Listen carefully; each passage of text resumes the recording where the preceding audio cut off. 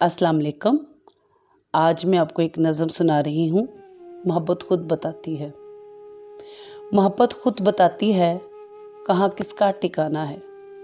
मोहब्बत खुद बताती है कहाँ किसका ठिकाना है। किसे आँखों में रखना है, किसे दिल में बसाना है।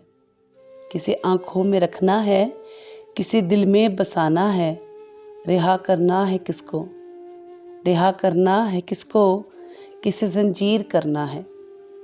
रिहा करना है किसको, किसे जंजीर करना है।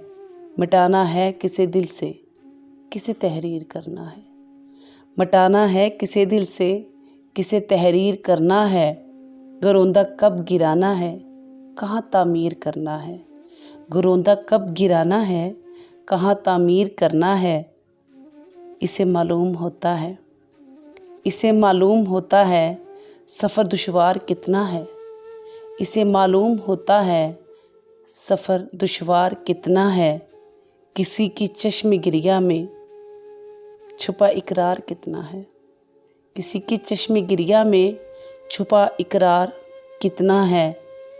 शजर जो गिरने वाला हो वो सायादार कितना है। शजर जो गिरने वाला हो वो सायादार कितना है। सफ़र की हर सनोबत में तमाज़त याद रखती है। सफ़र की हर सनोबत में तमाज़त याद रखती है। जिसे सारे बुला डालें, जिसे सारे बुला डालें, मोहब्बत याद रखती है। जिसे सारे बुला डालें, मोहब्बत याद रखती है।